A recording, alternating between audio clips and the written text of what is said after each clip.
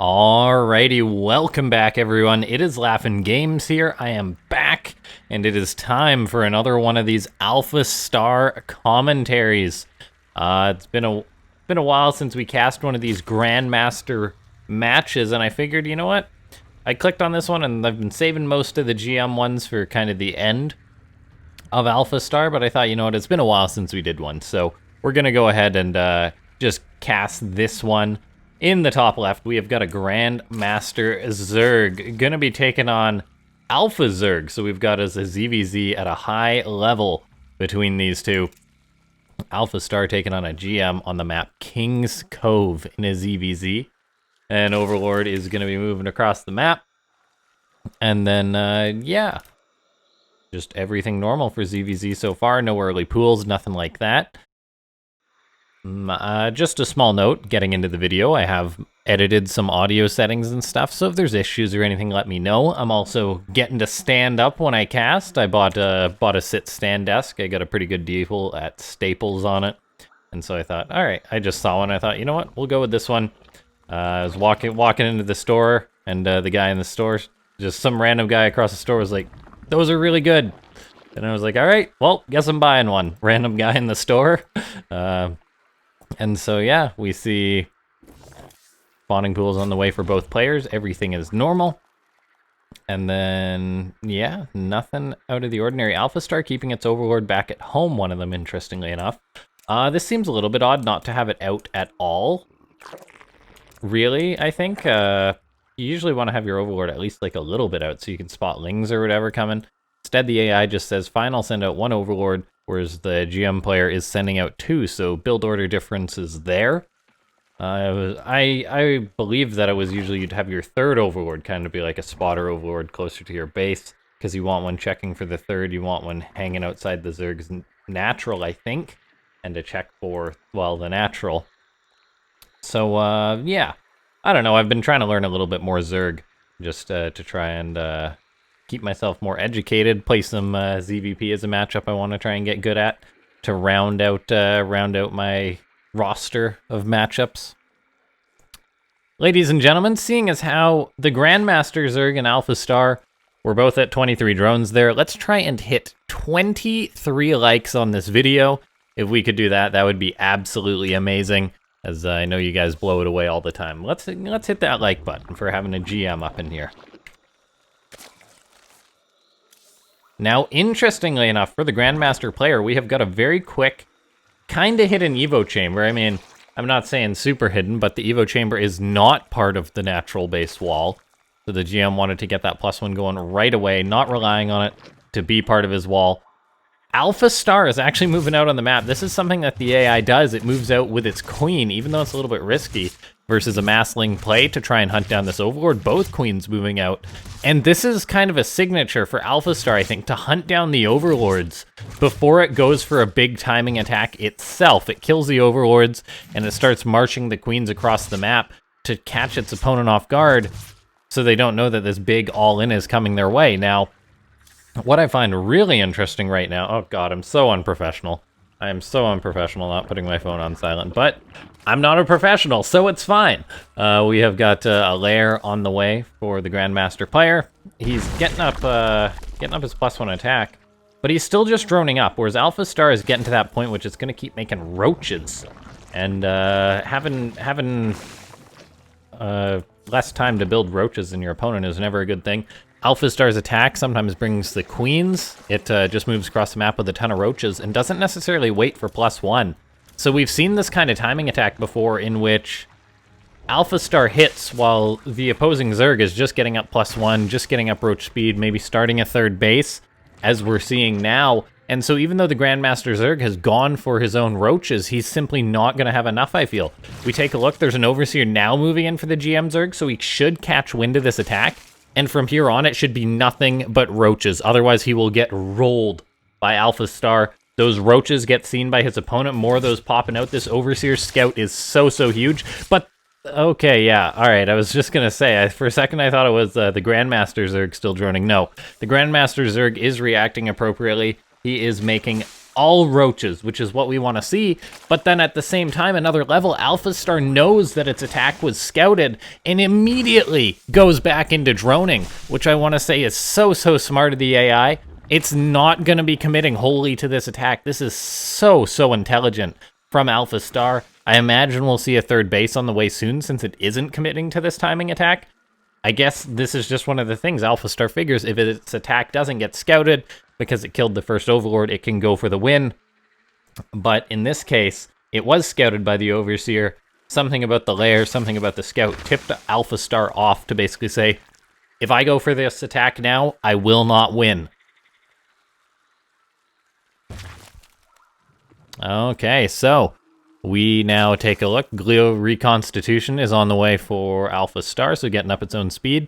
But the Grandmaster Zerg in a pretty good spot, I'd say. He got up his third base quicker than AlphaStar. He's making a lot of roaches.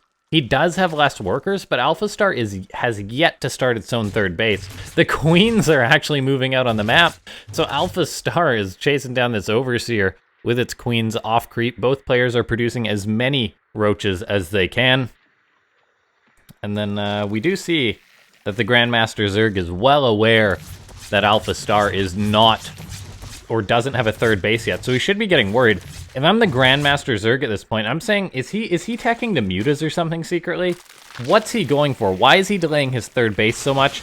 Instead, the Grandmaster Zerg actually just moves out on the map, saw AlphaStar's roaches out on the map, capitalizes, picks those off. Those were AlphaStar's queens, pardon me. But yeah, well done by the Grandmaster Zerg sniffing that out. He is potentially going for an attack. I'm not too big of a fan of this, seeing as how AlphaStar is just 2-basing. He should be the defender, as he's on 3 bases. So I'd like to see him go home, wait for his +2 attack. He does still have an upgrade lead right now, but there's a chance his roaches could be getting caught off guard. He wants to take the fight anyway, though. This is a little bit risky for the GM, though. I mean, he's having to run around the map to avoid this army of AlphaStar. Taking a fight now would be a mistake. As long as AlphaStar doesn't start a third base, this is completely fine for the Grandmaster Zerg just to take as long as he can before an engagement happens. Both players are just churning out roaches. We see the GM Zerg has just about finished up his +2, so he'll have an upgrade lead for the foreseeable future. Overlord for the Grandmaster, dodging Corrosive Biles is very important as well. And still no third base for AlphaStar. The Overlord even moves, so he's able to spot this location, and still no third for AlphaStar. This Zerg agent doesn't seem to be a fan of expanding, and this is actually becoming quite worrisome. AlphaStar is doing fine maxing up on 2 bases, but at some point, it's got to come into effect that the GM Zerg with a third base is in a much superior spot to AlphaStar. We're seeing an engagement happen right now. The GM Zerg fighting at a good angle, but without most of his roaches. I mean, he's got a good amount of roaches that were not in this fight, so he does have to retreat. He bleeds off a fair bit of supply. And we finally see AlphaStar throw up a third base. A few roaches counterattacking for the Grandmaster Zerg. I think this is a bit of a questionable decision, committing this many roaches to a 2-basing opponent. It's not like AlphaStar is trying to saturate 3 bases. He just needs, say, roughly 42 drones to be fully saturated at maximum efficiency, so there's no real rush. Now we see the Grandmaster Zerg, though, did kind of pull AlphaStar out of position, is going to hit that third base location. These two players are battling out. I still feel AlphaStar is doing pretty well with higher supply than his opponent, so did the Grandmaster Zerg just overcommit? I mean, it feels like AlphaStar was playing this game really weird, but then the GM Zerg, making a human error, attacks in towards AlphaStar's third base. Yeah. And so these roaches are going to be picking or trying to run away, basically. And AlphaStar, despite playing very odd, despite getting a very, very late third base, is just moving across the map. The Grandmaster Zerg made a mistake. I mean, he's going to lose his upgrade lead here pretty soon. He's down on supply by a huge margin. He's going to have to fight in this ramp. If AlphaStar goes up that ramp, it would be a mistake. But still, I'm quite worried for the Grandmaster Zerg, seeing as how AlphaStar's own third is now up. He doesn't really have anything going for him at this point in the game. Okay, Roach is going to try and hold at the top of the ramp for the Grandmaster Zerg. He still has the +2 upgrade lead for a little bit of time, but AlphaStar is just up so much supply. And yeah, we saw a human error here in this video. It was a really fun ZVZ to cast, but I think AlphaStar has totally just knocked out this Grandmaster Zerg, even though it played a little bit odd, a little bit unorthodox in a way that maybe we don't understand. But yeah, really, really well done by AlphaStar. Personally, I have just enjoyed casting this match so much. Grandmaster versus AlphaStar is something that's been way too long since I cast. So we're doing, we're eating our meat and potatoes before we get our dessert, basically, is the deal with casting mostly like the lower end AlphaStar games, but maybe I'll sprinkle in one or two more as we move down the line. GG, AlphaStar takes it. Okay, so here we are in game number 2. 2 matches a video as per the usual standard. Now, this game we have got actually another Zerg versus Zerg. AlphaStar in the top right, AlphaZ, and in the bottom left we have got Diamond Zerg. So if AlphaStar could take down a GM, I don't know how this Diamond Zerg is going to do, but we shall see. He's going to give it a try, and I'm actually pretty sure that this is the same level agent as took down that GM. So, yeah, this will be a tall order for the Diamond player, but hey, Diamond players are literally diamonds in the rough. So we gotta give them the benefit of the doubt. Okay, so Overlord moving across the map being New Repugnancy. Looks like we've got an expand going up for the Diamond player. AlphaStar will expand, no question. It's been a while since we've seen an early pool from the AI. Now, yeah, everything's pretty normal. I'm still kind of getting used to this casting while standing up. I think it's really good. I seem to have like better enunciation and stuff. Enunciation. Yeah, it feels like I can get more into the cast when I'm standing up instead of kind of slouching in my chair. So this is really good. Yeah, now, spawning pool's on the way for both players. The Diamond Zerg has a slightly quicker gas, but anything like that is really quite trivial. AlphaStar, Overlord Crossings. Once again, it just sends out the one Overlord, which I'll say is quite interesting. Could be a signature of this agent, could just be one of the things that Alpha Zerg does. The more and more AlphaStar that we cast, we start to notice more and more things like this. Basically, little quirks, little things that stand out that define AlphaStar. It's now going to move its Overlord out a little bit. Like, it's so curious watching the AI. What makes us think, or what makes it think, all right, Overlord here for a bit, and then Overlord here for a bit. Like, why? I don't understand, but it's so cool. Now, yeah, AlphaStar sees the Diamond player's Overlord moving in. Diamond player says, hey, that is a hatchery, but the Overlord for the Diamond player is going to want to skedaddle because AlphaStar does have its own Overlord to potentially help kill this off. And I guess maybe that is the entire reason why AlphaStar keeps its own Overlord back at home, to try and catch its opponent's Overlords. And so the Diamond player actually moving his far away, I'd say it's a really good decision, so that Queen won't be able to hunt it down so easily. AlphaStar's Overlord now starts moving out on the map, looking to get into a better vision position.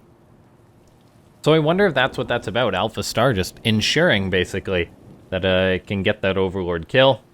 And where's it going to send this one? I know Overlord placement isn't something that necessarily everyone thinks a ton about in Starcraft 2, but it is quite significant in a ZVZ. Now, Ling runs in. There was 2, now it's just 1. Runs in towards AlphaStar's base, takes a look, and doesn't see too much. Will potentially see this Roach Warren, so that's actually a very big deal.